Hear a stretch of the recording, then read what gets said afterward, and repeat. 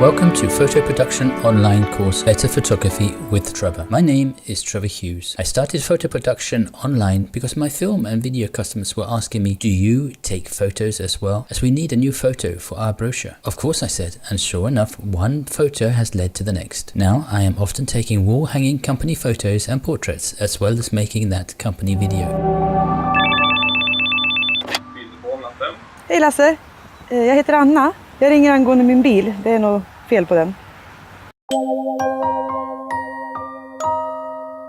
Not to forget those wonderful days when I get to be the wedding photographer. I love those days. My goals with becoming a better photographer is to increase your knowledge as a photographer by knowing what the pros know. Throughout the course I will be working with a DSLR camera, and the long version of that is digital signal lens reflect camera. That was hard to say. What can you expect? Well, challenges to improve your skills, and you will learn how to practice in the fun way, learning and understanding how your camera works. In the up and coming courses, I will be talking about the pose, the portrait, the landscape, the exposure triangle, which I often call the Bermuda Triangle, black and white photos, depth of field, and please don't forget to sign up for my monthly newsletter. You can do that on the website. And it's free, then you won't miss a course. You are always very welcome to send me in your questions about photography, and even if you like to, send in your photos for review. Okay, now let's get started. Planning this course, I was thinking about what are the main facts we should know as a photographer. That is why I'm starting this course in auto setting and explaining the importance of composition. It's a great place to start to grow your skills as a photographer, even though we're in auto. But what about? Yes, what about shutter speed, ISO, and aperture, which is known as the exposure triangle, or the Bermuda Triangle as I call it. It can be a dangerous place to be if you find it hard to navigate. That's navigating your camera, of course. So I'm going to stay away from there for now, but I will be coming back to it later. But for now, less is more. Okay,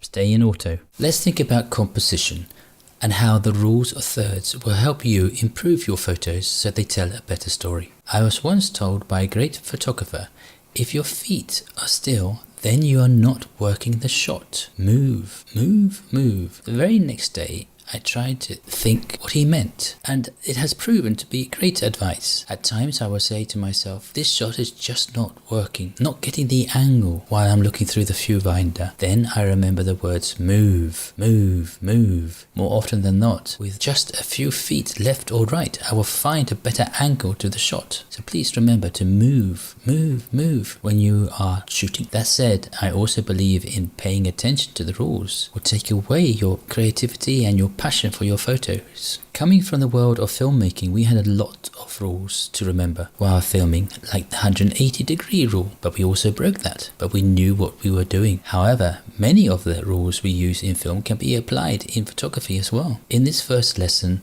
I'm going to talk to you about the rules of thirds. Vertical lines. The rule of thirds is a basic principle of photography. It is also a simple one to master and remember. Afterwards, I would like you to practice, and by practicing, it will become second nature to you. The novice photographer will take a photo much like this one, dead center. There are no rights and wrongs. But now, let's look at this photo again. Here, I have positioned the Spitfire correctly on the left third line of the photo. See how I have left space behind the plane, which gives us the feeling that the Spitfire has traveled from right to left. However, I think it was a poor choice. Now let's see what it looks like on the right hand line. Now positioned on the right, we can feel that the Spitfire is flying into the picture, thanks to the space on the left, which is giving us the feel of action as the Spitfire flies across the photo. Horizontal lines. The example here shows the horizontal towards the lower line, giving less emphasis on the foreground. The example below shows the horizontal towards the higher line, giving a more clear, defined foreground. When I visited the National Gallery in London, I saw that we were carrying on a very old tradition from what painters were doing many years ago.